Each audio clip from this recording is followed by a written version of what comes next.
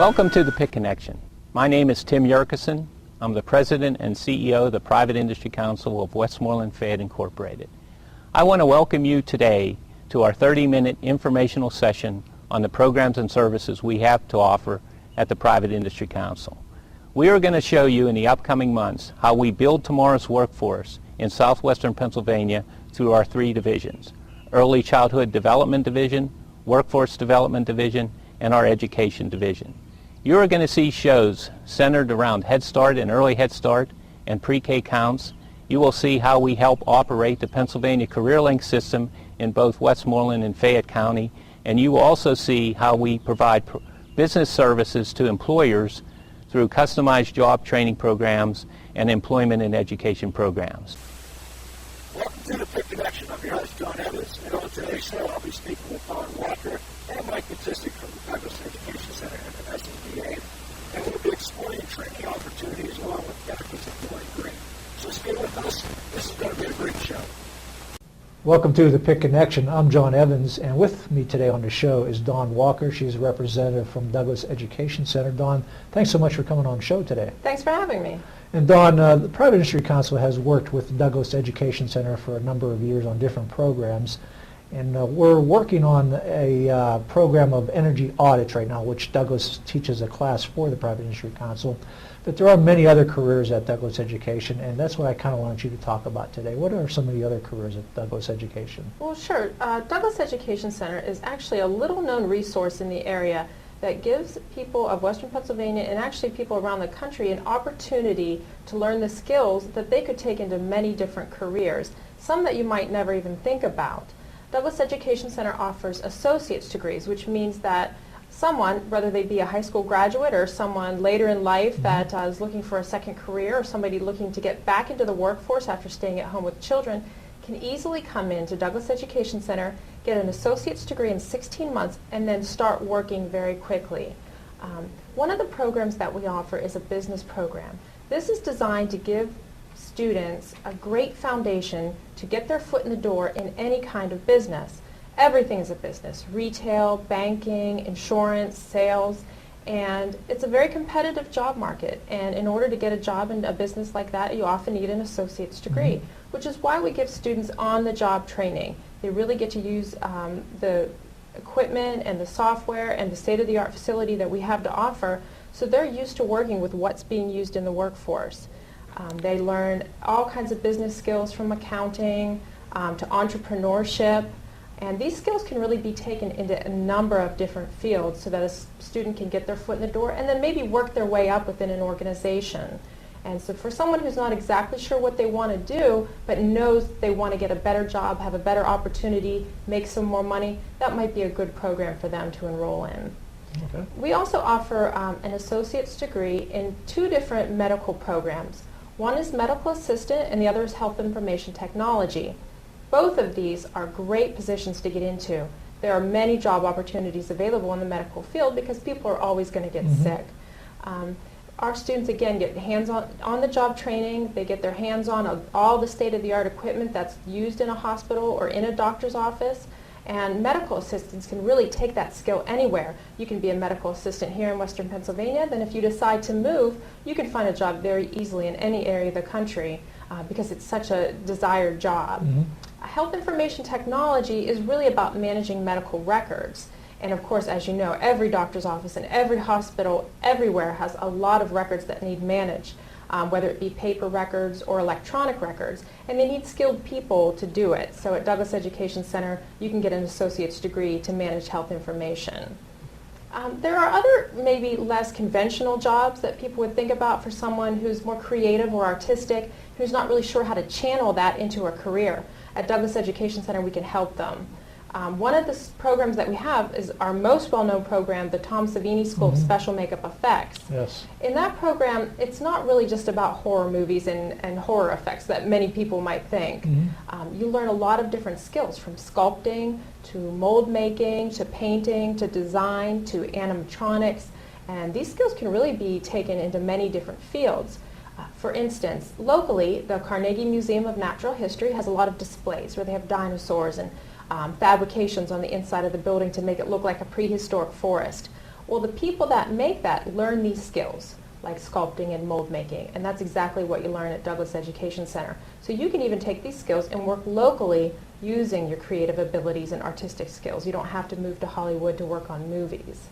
And speaking of movies, we have the Factory Digital Filmmaking Program. Yeah. And if someone likes movies, who likes video production, but again doesn't want to move out of the area, Pittsburgh's a great market for film. We have a lot of films come and shoot here. Last year we had around 17 major motion pictures shot at least partly in the Pittsburgh area. This year we'll have something like 26 slated to come, including The Dark Knight, the new Batman movie. So these are all opportunities for people from Western Pennsylvania to do a job that they really love without having to move. The training that you'd receive at Douglas for these skills is wonderful because our facility was built to replicate a soundstage. We've got all the state-of-the-art equipment that you'd need to know how to use to get a job in film or in video production. Another program that we have that works together with the film program is our illustration program. This again is an art program, and for someone who's creative and artistic and not really sure what to do with that career-wise, this is a program that can help them figure out what they might be able to do. Animation, art for advertising, art for graphic design, art for websites, they're all desired careers, very competitive, but we really give our students the skills to find those jobs. We make sure their portfolios are strong, and that's really the key to getting a job in an artistic field is your portfolio. Yes. So that's something that we really stress at Douglas Education Center. If you're artistic and that's what you want to do, you really need to have a strong portfolio. Yeah, and that's what the Private Industry Council is looking for too. I know we can fund, and we have funded people to go down to Douglas Education Center through our ITA voucher, which is an individual training account up to $4,000. And what we can fund up to 2 years. And I believe at Douglas everything is 2 years or under, is that correct? Absolutely. Most of our programs are 16-month programs. So you're getting an associate's degree in 16 months rather than 24, which is what most schools offer. Yep. And like I said, Private Industry Council does that for many schools in the area, but we have worked with Douglas Education in the past quite closely. Absolutely. But what other careers we have at Douglas? Well, a great career right now to get into is graphic design. And the term graphic design really covers a lot of different things. It can mean advertising for print, it can mean making commercials, it can mean doing websites. And every business, from a small restaurant to a huge corporation, has some sort of presence, either small newspaper ads to national TV commercials to a website. And they need people to help design that. They need people to really come up with ideas. And it's about being visual, it's about branding, and these are all skills that we teach at Douglas. We also teach how to network and how to get these skills noticed, how to go out and find these jobs, how to get your portfolio noticed, which is very important in the graphic design field. I think a lot of people think that if they get a degree in graphic design that they'll have a job handed to them, when that's absolutely not true. You need to start producing professional work, and so that the employer knows that you can hit the ground running when you start working for them. And when you're working with clients, you need to know how to communicate with them, how to take their ideas and use your own creativity to deliver a great product or a great idea that they'll really want to use. So again, we teach that, communicating with clients so that you can actually get your work used rather than just really doing what you want to do for yourself, being creative and artistic, but also getting paid for it. Yeah.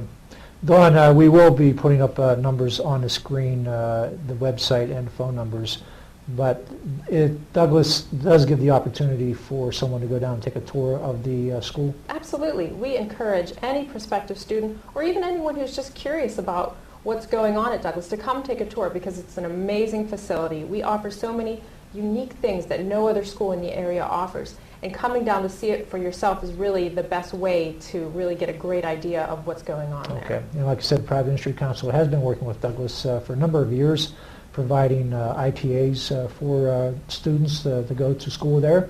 And we look forward to continuing that relationship in the years to come. And nice to have you on the show today. Once again, Dawn Walker from the Douglas Education Center. And we'll be right back after this break. Good morning, Private Industry Council. How may I direct your call? Good morning. Could you hold 1 second, please? Thanks. Hi, I'm Noreen. You're watching the PIC Connection. Visit the Private Industry Council website at www.privateindustrycouncil.com. We offer employer services, SAGE skills assessment, personal services, basic workplace skills, government procurement assistance program, customized job training, employer tax incentives, homeless prevention and rapid rehousing programs, welfare programs, and pathways out of poverty, services, training and certifications, eligibility, pathways for employers and pathways for partners, education, adult education services, education and technology, youth services, early childhood development, the Head Start of Fayette County, Dads Matter, pre-K counts, Steve Corson's newsletters, community benefits such as the PIC Connection, Telecommunication Center, community technology, links, contact information, the message board, and job openings. The Private Industry Council of Westmoreland Fayette, where needs are met, goals are reached. You can also find the Private Industry Council of Westmoreland Fayette on Facebook. Just search Private Industry Council for updates and information. Hello, I'm John Evans, and welcome back to the PIC Connection. If you have any questions or comments about today's show, please email me at jevans@privateindustrycouncil.com, and I will select a few messages to read at the end of the next show. So stay with us for more PIC Connection. Welcome to the PIC Connection. I'm John Evans, and today we're on location in Monessen, and with me is Mike Matasic, and Mike is with Douglas Education Center. Mike is a BPI instructor, and what BPI is a energy efficient inspectors who go around to someone's home to show how they can improve on saving energy efficiency, I guess, making it more energy efficient. I went a long way around about that, Mike. You did. But I think the viewers out there will understand that. You try to make a home more energy efficient. And Mike, what I want to do is, for our viewers, start out what the process is. And before I get there, I should say that the Private Industry Council and the Douglas Education Center, they partnered up in this program to train people to become BPI certified inspectors. Maybe for our viewers, what does BPI stand for? Buildings Products Institute. Okay. And what they do is, like I said, it's an energy efficient, go green type council. And what our main focus is tightening up a building to where we're going to save you, in excess of about 25% of cost efficiency in your electric bill and different things like that. Fantastic. And once again, Douglas Education Center has partnered up with the Private Industry Council, and this is all green related, to green careers, energy efficient alternatives, and things like that. Okay, now Mike, in this process, how would a BPI inspector start out when they were coming into a home? All right, the first thing you would do when you come up to the house is, well, you're going to inspect the envelope shell, which would be the exterior of the house. The first thing you'll do is you'll kind of take a look at the gutter systems. You're going to take a look at the windows, the doors, see what the update is, and see how see what current updates they have. On this current house here that we're looking at, the windows, doors, everything's updated. Now, we're not saying that right there is going to get you to where you need to be. There's still, the insulation, the caulking around those doors. So it's not just one system. It's a system of multiple things that make that one thing as a whole. Okay. And that's what we're going to look at. We're going to look at this building as a whole. It's a whole system concept. One thing affects the other tremendously. You may think that this window doesn't have anything to do with a room that's not connected to that, but it absolutely does. Okay. And that's what we're here today. We're going to show you about how one thing affects another. Okay. So first thing we'd like to do is we'll step out here and we'll take a look at the envelope shell, which is the exterior of the building. Sure, let's go. Okay, looking at the exterior of the building here, or the envelope shell, is we're looking at the newer windows. We got double pane newer windows. We got the glass block with a newer entrance door. Those are all good things to do for energy efficiency. One thing I can tell you about this house here, you can see the water coming over the edge of the gutter. Oh yeah, I see that. Yeah. Moisture is the number one cause of a deteriorated building. That moisture, even though it's way out here over the porch, that moisture still can travel through this vapor barrier and into that thermal barrier into inside of the house. And that right there tells you there's overflow in this gutter, which means the water content is too much for this long of a gutter. There should be more downspouts, or the gutter's clogged up. Yeah, that's interesting, Mike, because as you said, everything's interrelated, leads to another step. most people probably would never think about the gutter as making that more efficient. Yeah, because it's not even directly connected to the house. It's connected on the exterior of the porch. Yeah. But if you notice that fascia and softened fascia there, all that water vapor can travel through there, and it makes its way into a house. No matter how much you tighten up a house, you're still going to get that little bit. But today we're going to show you ways that you can get that most efficiency out of your home. Okay, so out here the visual inspection is the gutters, the windows, the siding, the porch. Yeah, and we'd even look at our main gas line here. Okay. We have gas detectors. What we'd do is we'd run a gas detector all over our joints, around our lines and everything. And again, where the safety of the home is paramount. Okay. We're going to look at safety issues here. We're going to look at all that. Okay. So not only the exterior of the building you're going to look at, but you're going to also test for gas leaks on any exterior gas lines you may see. Very good. Okay, Mike, do you want to go inside and Yeah, let's take take a us look there? and we'll show you, see what we can find. Okay, let's go inside. You're watching the PIC Connection, and right now we're inside of this test home that Douglas Education owns. With me once again is Mike Monessen. Mike is teaching people how to become BPI certified inspectors of homes, making sure that they become energy efficient. And once again, it's a partnership between the Private Industry Council and Douglas Education Center in the green fields, green careers. Mike, right now we are inside. You explained to us what an inspector would look for on the outside of a house. Now in this house, it's interesting. You were talking about this drop ceiling. For our viewers, you want to explain about the drop ceiling? Yeah, as far as the drop ceiling, they're mostly used to cover up something that's above that dead space up there. In this particular room here, eventually we're going to get to this here, but right now this drop ceiling, it lowers the ceilings, which is going to keep your heating bills down a little bit, but yet you've got to see what's on the upside of that. On the upside of this ceiling might be some holes that weren't patched.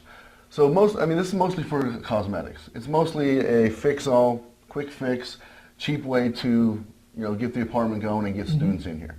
But the main thing you would like to do is you would want to get rid of this drop ceiling. Okay. You would want to get a plasterboard, a drywall, and you would want to put that up there, but first insulate that. And that would be the best thermal barrier that you can use to insulate the household and get those energy costs down that we're talking about. Okay, now Mike, as you're instructing the people who are going to become BPI certified inspectors, do they have a checklist they're coming into the homes that they're, okay, check for ceiling?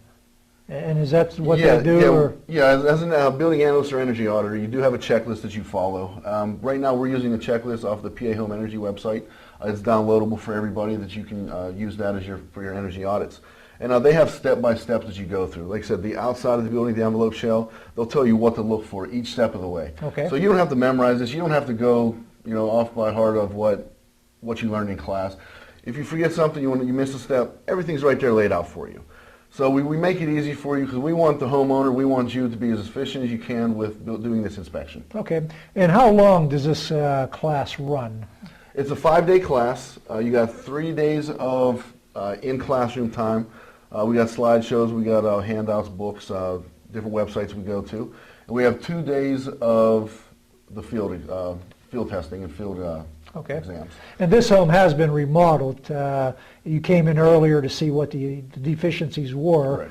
And downstairs, things were taken care of. But upstairs here, as you said, this drop ceiling is going to have to be taken off, or you just take all the panels out to see what's up there. If it's okay, Mike, can you leave the drop ceiling Well, up there? that's one of the things they might have done. They might have did an inspection of the upper ceiling that's in here now and said, okay, let's lower the ceiling, get the cost down, and then make it look better that way. Okay. So that ceiling may be okay. Okay. It may be okay. They just wanted to lower the ceiling, cut down on heating costs. Okay, so the lower the ceiling, the more heat that will stay in? Well, yeah, the less heat you have to generate through the Okay. furnace, boiler, or anything like that. But again, we found something over here that wasn't fixed before they put this drop ceiling in. So this would be something that needs to be addressed before we put this panel back in. Okay. The other question too, Mike, I wanted to ask you, once again, you are watching the PIC Connection. With me is Mike Monessen from Douglas Education Center. Mike, when someone is looking in this field maybe to make a career out of it, what type of background do you think someone should have, or does that not make a difference? Well, anyone who's willing to learn and wants to sit through the class and wants to apply themselves can take the class. The people that we found that are most successful for the class is the heating and air conditioning guys. Anyone with that type of background, because we do a lot with furnaces, boilers, hot water tanks, things of that nature. Different appliances, washers, dryers, gas ranges. Okay. Okay, now what is the next step, say maybe after you've taken a look at the ceiling? Okay, we took a look at the ceiling, and what we did was we would want to pull panels out periodically just to get up there and take a look. Like I said, we don't have a ladder here. What I usually do is I'd carry a camera with me. Okay. I'd pull a panel, and I'd just snap in a 360. I'd take 4 pictures. And that way I'd be able to look at my camera, and I'd be able to see what's up there without leaving the premises, going and getting a ladder. It's just, you're looking at time efficient here. You want to keep the homeowner, you want to go in and you want to see them, and you want to be out of their way as soon as possible. Okay. You don't want to keep running back and forth to your shop, their truck or something, and keep them at bay or waiting around for you. Okay. So that's what I like to do, is just take a picture, and I can look at it right here up front, right in front of me. Like I said, if we can take a look over here. Okay, we'll get some shots up there. Yeah, I'd like to show you something that we found right here that should have been taken care of. Okay, Mike, one other question too before we take a look at that. You mentioned camera. Now, do you have camera, I've seen on different shows, cameras that can detect whether walls are leaking heat or where you Yeah, lose heat? we do have an infrared camera that we use. Okay. Now, to use that camera, just right now, wouldn't be really nice, really good thing to do. Okay. What you'd want to use that for is once you hook up the blower door to the front entrance. That front entrance is where we hook up the blower door, and what that does is it acts as an exhaust.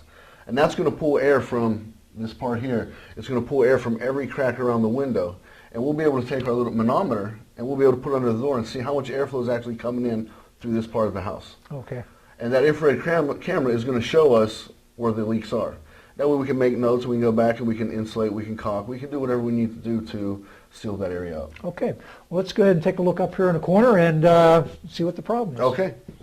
Okay, what we're looking at here is we're looking at the new drywall that was put up. And above the ceiling, above this drop ceiling here, you can see that they didn't put any kind of drywall compound or taping up there. And that right there is going to show, when we hook up the blower door and use our infrared camera, that's going to show tremendous airflow coming in through there.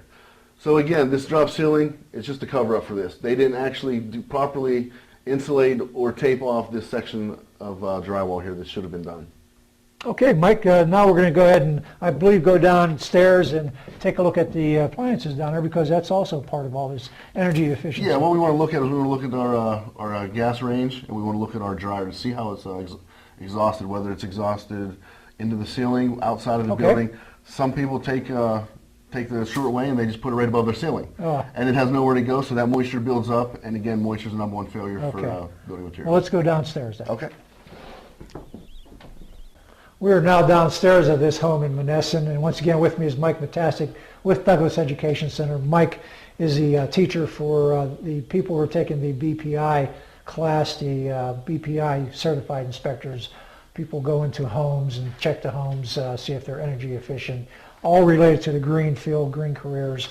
And once again, the Private Industry Council has partnered with Douglas Education Center in this in these classes. Mike, as we were coming down from upstairs, I was talking with you. I never realized, or I would never have thought of looking at appliances and how this also comes together and contributes to energy loss in a home. Now, you were saying if this was a gas stove, what would have to be done? Well, what we'd want to do if this was a gas range was we'd want to have that carbon monoxide vented outside the house. Mm-hmm. Any level of carbon monoxide is not good for you. So what we'd want to do is we'd want to put an exhaust out the back of this range, up the wall and through to the exterior of the building. Okay. For this here, for this particular model, again, it's electric. You would want it to be an exhaust up here just for the food and everything like that.